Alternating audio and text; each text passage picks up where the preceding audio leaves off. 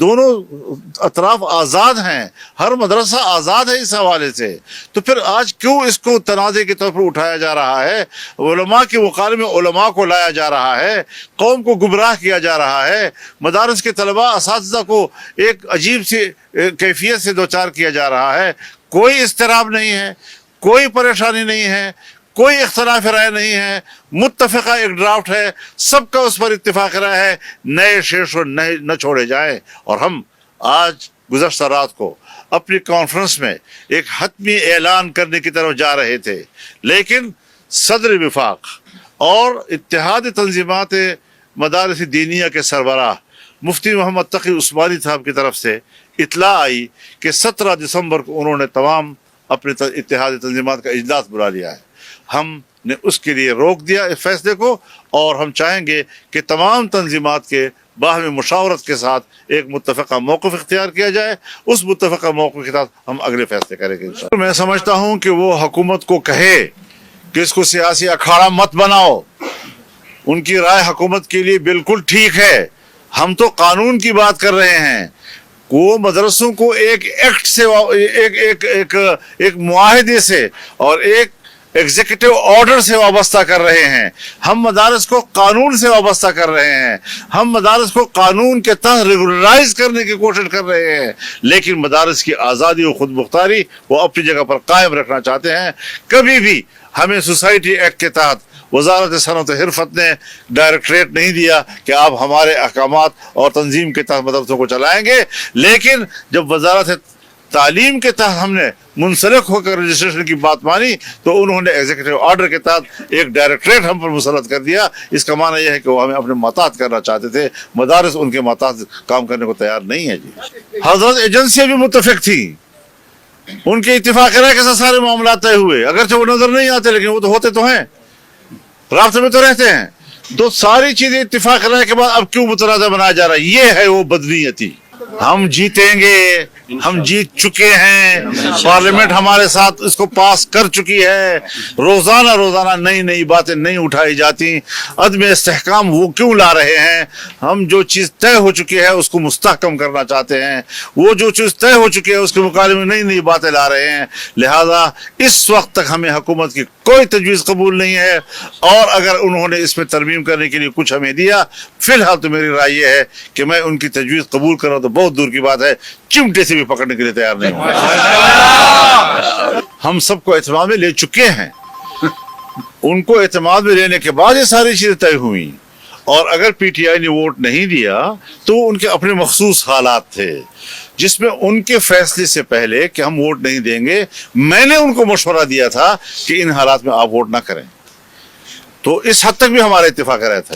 میں اسی پہ تو رو رہا ہوں کہ امن و امان تباہ ہو چکا ہے، کے پی کے جنوبی اضلاع بالخصوص اور تقریباً تمام قبائلی علاقے اس وقت بارود میں بھسم ہو رہے ہیں، اور انسانوں کا بے جا قتل عام ہو رہا ہے، گھر چھوڑ رہے ہیں لوگ، اب ان کے مسجدوں میں مسلح لوگ رہ رہے ہیں، ان کے بیٹھکوں میں مسلح لوگ رہ رہے ہیں، بچوں کی تعلیم کا سلسلہ ہے، ان کے روزگار کا مسئلہ ہے، لوگ اپنے گاؤں چھوڑ کر دوسری جگہوں پہ جا رہے ہیں۔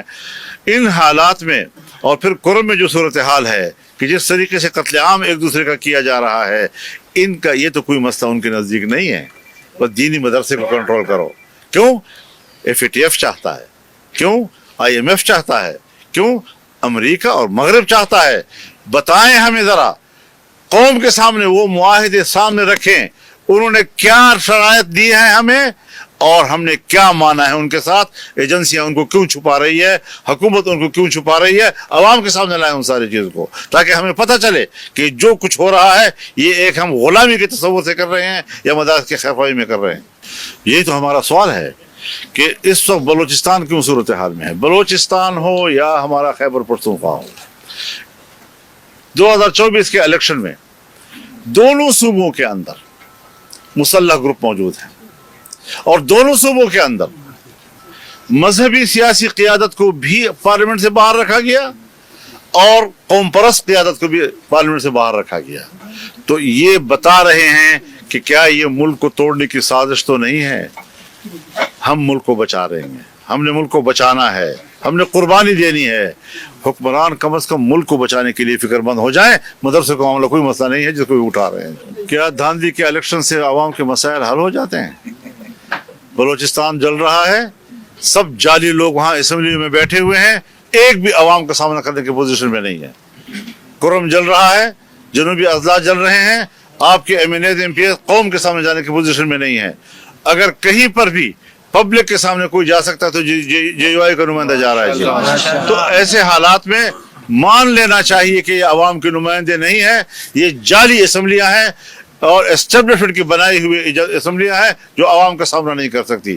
تو یہ ڈمی حکومتیں ہمیں قبول نہیں ہیں, اور سنجیدہ کام کیے جائیں, اور جو چیزوں پر اتفاق رائے ہو جاتا ہے. ہم نے تو حضرت پارلیمانی کردار کو زندہ رکھا ہے. جمعیت علماء اسلام پارلیمانی کردار اس لیے زندہ رکھنا چاہتی ہے تاکہ پاکستان کا مذہبی طبقہ ملک کے ساتھ, آئین کے ساتھ, جمہوریت کے ساتھ, پارلیمنٹ کے ساتھ چلے. کیوں ہمیں انتہا پسندی کی طرف دھکیلا جا رہا ہے؟ کیوں مدارس کو انتہا پسندی کی طرف دھکیلا جا رہا ہے؟ انہوں نے ثابت کیا ہے 2009-11 کے بعد آج تک کتنے سال ہو گئے ہیں, 23 سال ہو گئے ہیں, مدارس کو ابھی تک آپ تسلیم نہیں کر رہے. مدارس نے آپ کو تسلیم کیا, اپنے عمل سے ثابت کیا, اپنے کردار سے ثابت کیا ہے کہ وہ ملک کے ساتھ کھڑے ہیں.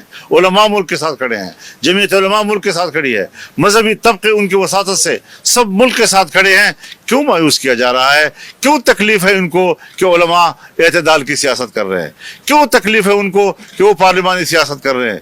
کیوں ان کو تکلیف ہے اس بات کی کہ وہ ایک آئین کے ماتحت اور قانون کے ماتحت سیاست کر رہے ہیں؟ بہت برا لگ رہا ہے ان لوگوں کو کہ علماء اور مذہبی طبقہ مین اسٹریم پہ کیوں جا رہا ہے.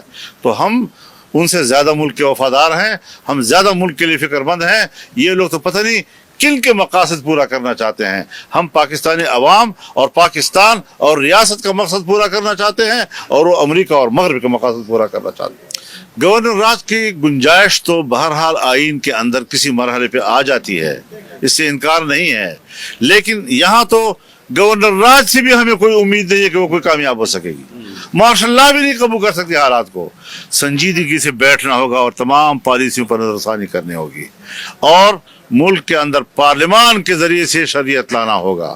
اگر پارلیمان کے ذریعے سے شریعت کو اس طرح دھکیلا جاتا رہا تو پھر جمہوریت شکست کھائے گی, اور مسلح قوتیں جو ہیں ان کا ایجنڈا جو ہے وہ قبول ہو سکے گا.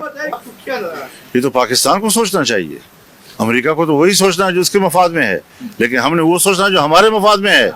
ہم نے ایک ملک جو ہمارا دوست تھا, 70 سال ہم نے دوستی میں گزارے, اور ایسی دوستی کہ بحر الکاہل سے گہری, ہمالیہ سے بلند, شہد سے میٹھی, لوہے سے مضبوط. اور جب وہ اقتصادی دوستی میں تبدیل ہو گئی تو پھر باہر کی قوتیں آئیں اور پاکستان کو جام کر دیا. لہٰذا ہمیں نظر ثانی کرنی چاہیے کہ ہم کیا کھیل کھیل رہے ہیں.